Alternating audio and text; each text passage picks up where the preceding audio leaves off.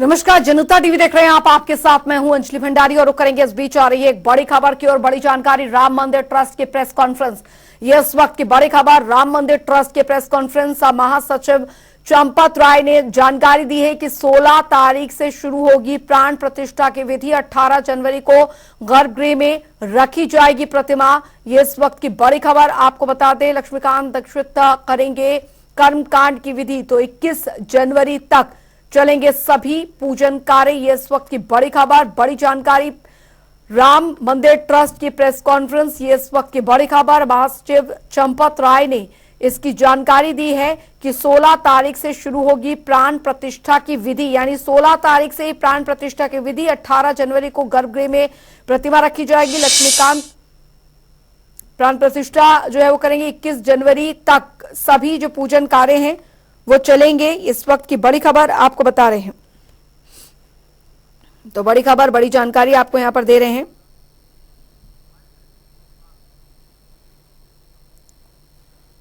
प्राण प्रतिष्ठा दोपहर 12:20 पर प्रारंभ होगी।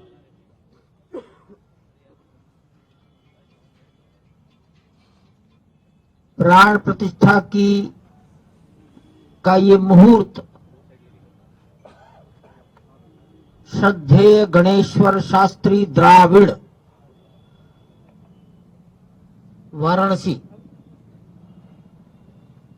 इन्होंने निर्धारित किया है।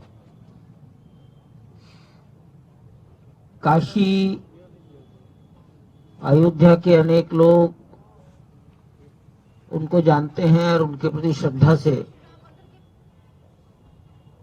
नमन करते हैं। कर्मकांड की संपूर्ण विधि वाराणसी के लक्ष्मीकांत दीक्षित जी, ये दोनों अपने अपने विषय के मूर्धन्य लोग हैं।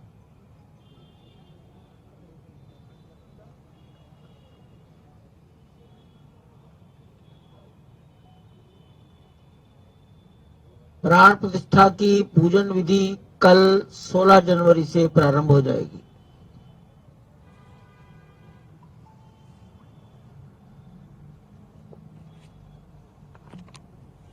पूजन विधि के लगभग सभी कार्य 21 जनवरी तक चलेंगे।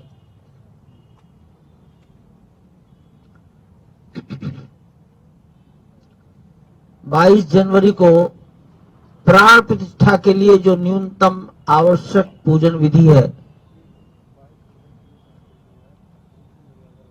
वो होगी।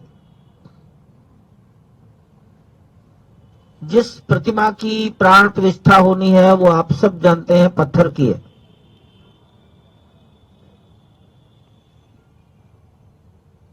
हमारे अनुमान से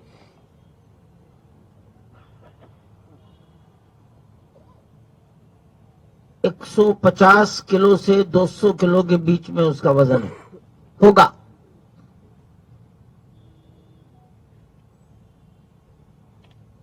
खड़ी प्रतिमा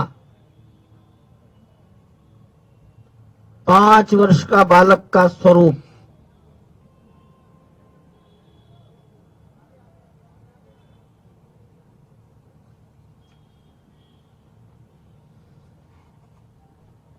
अठारह जनवरी को प्रतिमा गर्भगृह में अपने आसन पर खड़ी कर दी जाएगी।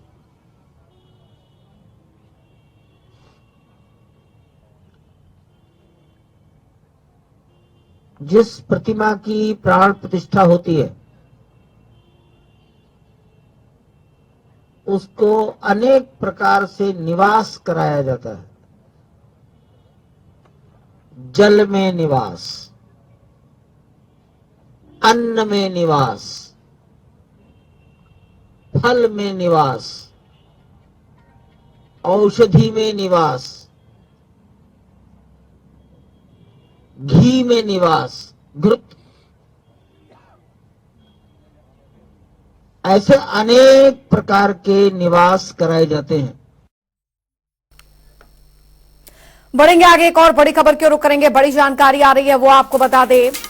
बड़ी खबर, बड़ी जानकारी, अयोध्या पहुंची कांग्रेस नेताओं की टीम। तो कांग्रेस नेताओं की टीम अयोध्या पहुंची है। कांग्रेस नेताओं ने सरयू में स्नान किया है।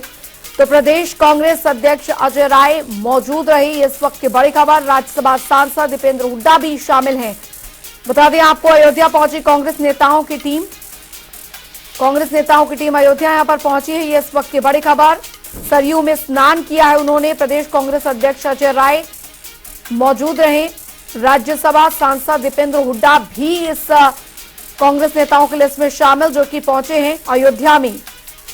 तो ये वो कांग्रेस नेता हैं जो कि अयोध्या में पहुंचे हैं। और हालांकि कई कांग्रेसी नेताओं ने उस निमंत्रण को अस्वीकार किया था, लेकिन कई ऐसे कांग्रेस नेता हैं जो कि अयोध्या भी पहुंचे हैं, सरयू में स्नान भी किया है।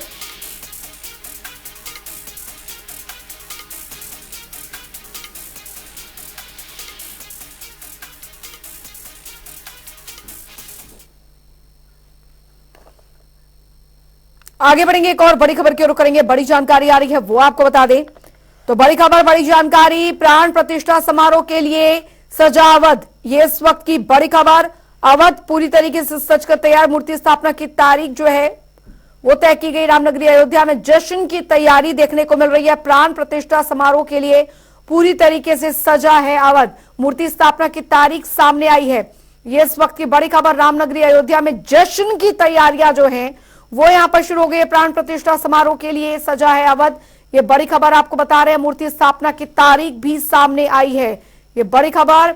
रामनगरी अयोध्या में जश्न की तैयारियां देखने को मिल रही है। प्राण प्रतिष्ठा समारोह के लिए पूरी तरीके से अवध सज चुका है। मूर्ति स्थापना की तारीख सामने आई है।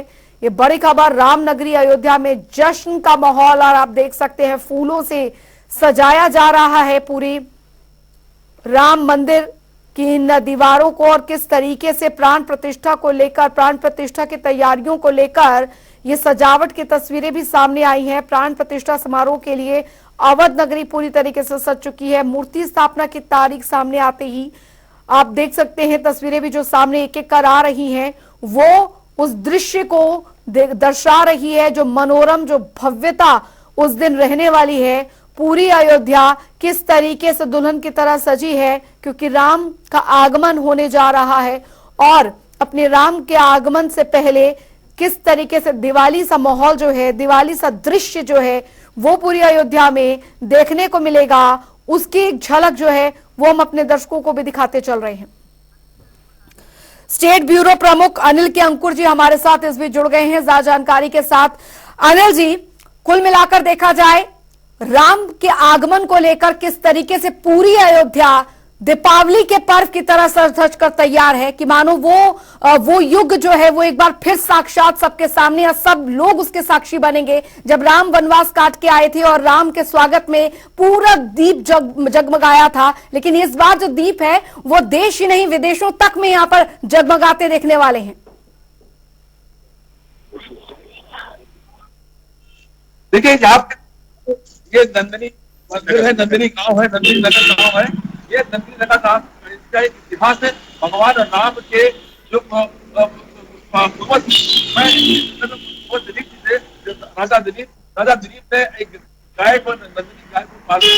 यहाँ पे गाय हमारे साथ स्वामी जी महाराज जी मौजूद है। मैं इनसे पूछूंगा कि आखिर क्या है इसकी कहानी। देखिए, इस तरह से मैं आप सबको बता दूं कि अयोध्या से थोड़ी 6-7 किलोमीटर की दूरी है, जो नंदिनी नगर क्षेत्र कहा जाता है। और मैं बता दूं कि इसका पौराणिक इतिहास क्या है कि राजा दिलीप ने नंदिनी गौ को लेकर के यहाँ गोचारण के लिए आए थे। इतिहास जो कहता है ये वही नंदिनी है जो कामधेनु, नंदिनी अर्थात कामधेनु, जो सूरभ की पुत्री है नंदिनी। तो ये पावन स्थल और ये जगह यही है जहां पर स्वांग वंश के राजा दिलीप ने यहाँ नंदिनी को लेकर के यहाँ आए थे, और ये वही स्थान है। आप जी, जो इस तरीके से महाराज ने बताया,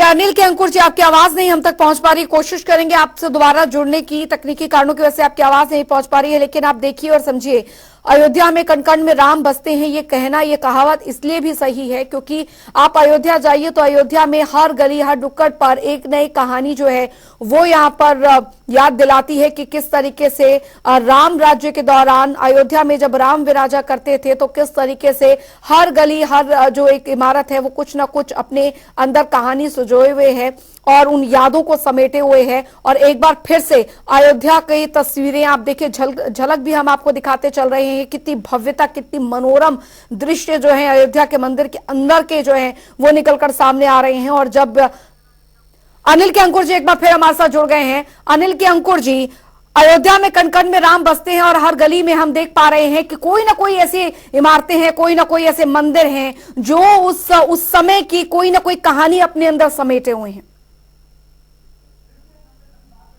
जो आपने दिखाया कि अब मंदिर के जो तैयारी चल रही है राम जन्मभूमि के लेकर के, और हमारे महाराज जी से मैं फिर पूछूंगा कि क्या क्या तैयारी है, किस तरीके से यहाँ पे काम चल रहा है। महाराज जी आप बताइए किस तरीके से। जी मैं बता दूं कि पूरा विश्व प्रतीक्षा में है राम लला का भव्य मंदिर में प्राण प्रतिष्ठा का, जिसे वर्षों से प्रतीक्षा थी। 500 वर्षों के बहुत अथक प्रयास और तपस्या संतों के दिए हुए शहादत आज सार्थक सिद्ध हुए और सभी राम भक्तों का यह परम सौभाग्य का समय है। बस कुछ ही समय शेष रह चुके हैं जो हम सभी अपने आंखों से देखेंगे और हम सभी राम लला को प्रतिष्ठित होते हुए देखेंगे और साक्षी बनेंगे। जी बिल्कुल बिल्कुल अनिल जी, लेकिन कुल मिलाकर देखा जाए तो किस तरीके की तैयारियां जो हैं वो फिलहाल इस समय देखने को मिल रही है, क्योंकि मंदिर के अंदर की भी तस्वीरें हम अपने दर्शकों को दिखा रहे हैं कि फूलों से किस तरीके से सजाया संवारा जा रहा है अयोध्या और राम मंदिर में खासकर। तो अनुष्ठान जो है, जो जानकारी अभी मिल पा रही है वो 16 तारीख से ही शुरू हो जाएगी प्राण प्रतिष्ठा को लेकर। ठीक है, 16 तारीख से पूजा शुरू हो जाएगी। जितने भी पुरोहित इनको तय किए गए हैं, लगभग 100 से अधिक पुरोहित हैं जिनका चयन किया गया है, जो पूजा स्थल में 16 तारीख से बैठ जाएंगे। तो ये पूजा लगातार तो 24 घंटे चलती रहेगी। अलग अलग इसके क्रम है पूजा के, और 24 घंटे पूजा चलेगी। और ये लगातार 22 तारीख की रात में नहीं, हो सकता है कि 23 तारीख की सुबह तक पूजा चले। और ये पूजा का क्रम बहुत लंबा है, इसमें अलग अलग प्रकार के वो अनुष्ठान माने गए हैं, तौर तरीके हैं जो पूजा करने के, और उस पूजा के एक एक चीज का अनुपालन किया जाएगा। जिस तरीके से पूजा का अनुपालन करना है, क्या क्या पूजा के बातें होंगी, इसमें मैं फिर से महाराज जी का सहयोग दूंगा। महाराज जी क्या किस तरीके से पूजा की क्या तैयारी है? देखिए, सबसे पहले मैं ये बता दूं कि वैदिक जो क्रम है, वैदिक क्रम के अनुसार पहले एक अनुष्ठान का निर्माण होता है। जब कोई भी मूर्ति प्रतिष्ठित होने जाती है तो उसके पूर्व अनुष्ठान का एक नियम है, क्रम है। तो अनुष्ठान, सर्वप्रथम अनुष्ठान प्रारंभ हो जाएंगे और अनुष्ठान के साथ साथ जो वैदिक क्रम है वो भी चलते रहेंगे। और निश्चित समय के अनुसार जो प्राण प्रतिष्ठा का मुहूर्त है 22 जनवरी को जो निर्धारित किया गया है काशी के प्रकांड विद्वानों के द्वारा और बहुत सारे। अब वहाँ के जो पुजारी हैं सत्येंद्र दास जी महाराज, उन्होंने कहा है कि पूरा हो गया है। वास्तविकता क्या है वहाँ के रहने वाले ही जानते हैं। आप भी नहीं गए हैं और हम भी नहीं गए हुए हैं वहाँ पर, लेकिन वहाँ के जो सत्येंद्र दास जी पुजारी हैं वो काफ़ी बहुत दिन से हैं, हम लोगों के परिचित हैं, अच्छे संबंध हैं। तो जब हमारे गुरुदेव जगतगुरु शंकराचार्य जी महाराज ने वहाँ अयोध्या में आंदोलन किए थे, राम जन्मभूमि की परिक्रमा के लिए भी आयोजन किया था, उस समय उनसे भी मिलना हुआ था। तो उनका कहना यह है कि जहाँ स्थापना होनी है वो स्थान पूरा तैयार है, बाहर का केवल काम बाकी है। अब इसमें नियम यह है कि मंदिर का भी न्यास होता है, पीठ का भी न्यास होता है, ये सब धार्मिक विधियां हैं। लेकिन इन सब बातों का अब समय नहीं है, क्योंकि वहाँ व्रत हो गया है, संकल्प हो गया है, 8 दिन का ही समय है और वहाँ शुभ कार्यक्रम प्रारंभ हो चुके हैं। तो एक प्रतिष्ठा का जो आयोजन है वो प्रारंभ वहाँ हो चुका है। मतलब जो जगन्नाथपुरी के शंकराचार्य जी ने कहा है विधि विधान और जो नियम है पूरे तरीके से नहीं हुए, आप भी कह रहे हैं कि 8 दिन का समय बचा है इसलिए पूरा नहीं हुआ है और यही कारण है कुछ न कुछ कमी रह गई है, अधूरा है निर्माण, विधि विधान पूरे तरीके से नहीं किए जा रहे हैं। नहीं, हम ये कहें किए जा रहे हैं कि नहीं किए जा रहे हैं, विधि विधान से होना चाहिए। धार्मिक विधि से ये आयोजन होते हैं और धार्मिक विधि से ही होने चाहिए, क्योंकि हिंदू धर्म सनातन धर्म विधि निषेध का पालन करने वाला धर्म है। यहाँ सदाचार प्रधान है। हमारी सनातन धर्मावलंबियों में सदाचार में प्रधानता है। धर्म किसे कहते हैं? श्रुति स्मृति सदाचारा स्वस्थ चा प्रियमात्मनः एतत् चतुर्विधम प्राहु साक्षात धर्मस्य लक्षणम। ये धर्म के लक्षण हैं। तो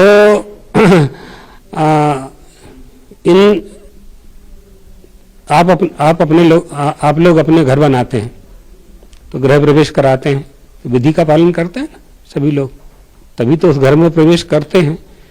तो अब वहां काशी से ब्राह्मण लोग आए हुए हैं। चलिए बढ़ेंगे आगे। उधर पूरे देश में मकर संक्रांति का त्योहार हर्षोल्लास के साथ मनाया जा रहा है और इस बीच मुख्यमंत्री योगी आदित्यनाथ ने मकर संक्रांति के अवसर पर गोरखनाथ मंदिर में पूजा अर्चना की और परंपरा के अनुसार पुण्यकाल में आस्था की पहली खिचड़ी चढ़ाई है। देखिए रिपोर्ट।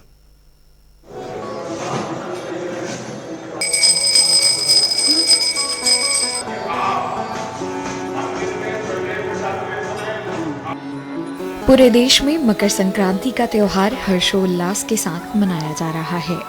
इस अवसर पर श्रद्धालु कई जगहों पर पवित्र डुबकी लगा रहे हैं। इसी बीच उत्तर प्रदेश के मुख्यमंत्री योगी आदित्यनाथ ने मकर संक्रांति के अवसर पर गोरखपुर के गोरखनाथ मंदिर में पूजा अर्चना की। सुबह सुबह मुख्यमंत्री ने परंपरा के अनुसार पुण्यकाल में आस्था की पहली खिचड़ी चढ़ाई और लोक मंगल की कामना की। सीएम योगी आदित्यनाथ ने इस अवसर पर सभी श्रद्धालुओं को शुभकामनाएं देते हुए कहा कि मकर संक्रांति का त्योहार पूरे देश में अलग अलग नामों से मनाया जाता है। इसके उपलक्ष्य में कई तरह के आयोजन होते हैं। कहीं लोहड़ी मनाई जाती है तो कहीं बिहू मनाया जाता है। राज्य में संगम किनारे आज लाखों श्रद्धालु पवित्र डुबकी लगा रहे हैं। आज मकर संक्रांति का पावन पर्व है। मकर संक्रांति के अवसर पर मैं पूरे प्रदेशवासियों को, सभी श्रद्धालु जनों को हृदय से बधाई और मंगल में शुभकामनाएं देता हूं। जगत पिता सूर्य की उपासना का यह पावन पर्व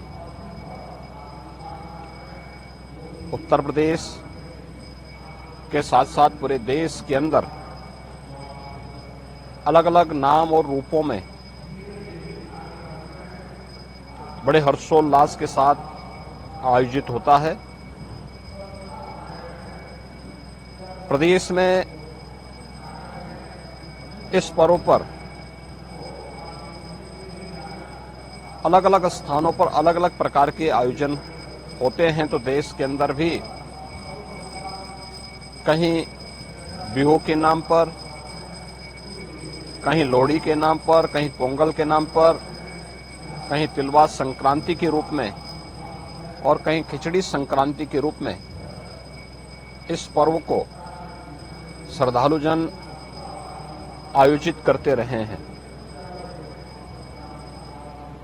उत्तर प्रदेश में आज माघ मेले में भी लाखों की संख्या में श्रद्धालु जन आकर के संगम पे स्नान कर रहे हैं। पवित्र नदी, सरोवर, तालाब आदि स्थानों पे भी भारी संख्या में जाकर के स्नान करते हैं। प्रयागराज हो, काशी हो, गढ़मुक्तेश्वर हो या अन्य पवित्र स्थलों पर, अयोध्या धाम हो,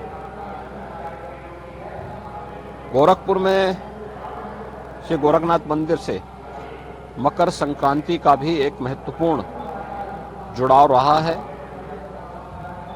आपने कल भी देखा होगा और आज भी लाखों की संख्या में श्रद्धालु जन आकर के भीषण शीतलहरी के बावजूद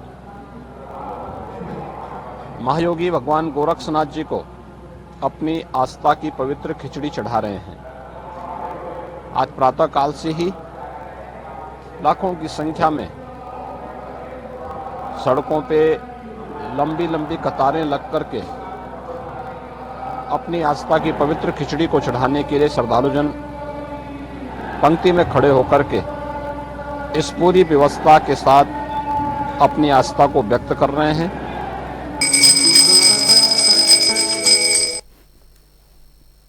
उधर देश भर में राम नाम की जो धुन है वो गूंज रही है। इस बीच राम आएंगे तो अंगना सजाऊंगा की धुन भी चारों ओर सुनी जा रही है।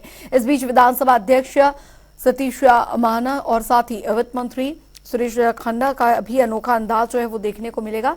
उन्होंने भी राम आएंगे तो अंगना सजाऊंगा भजन गाया। राम आएंगे के सारे पाप धुल जाएंगे, राम आएंगे।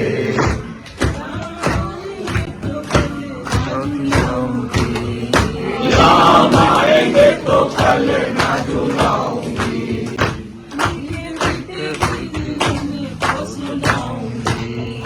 मीठे मीठे लोरी उनको सुनाऊंगी, मीठे मीठे लोरी उनको सुनाऊंगी, मीठे मीठे लोरी उनको सुनाऊंगी।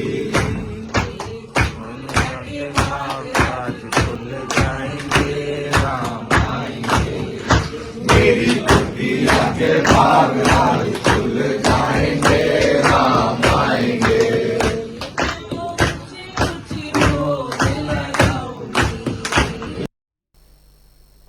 बढ़ेंगे आगे। उधर बसपा सुप्रीमो मायावती ने दरअसल अपने 68वें जन्मदिन पर एक बड़ा ऐलान करके राजनीतिक परिदृश्य को हिलाकर रख दिया। उन्होंने कहा कि 2024 के लोकसभा चुनाव में बहुजन समाज पार्टी किसी भी गठबंधन, सत्ता पक्ष या फिर विपक्ष का हिस्सा नहीं बनेगी और अकेले चुनाव लड़ेगी। मायावती के इस राजनीतिक कदम से यूपी की सियासी हलचल तेज हो गई है। साथ ही बसपा सुप्रीमो मायावती ने सपा मुखिया अखिलेश यादव पर बड़ा हमला बोला।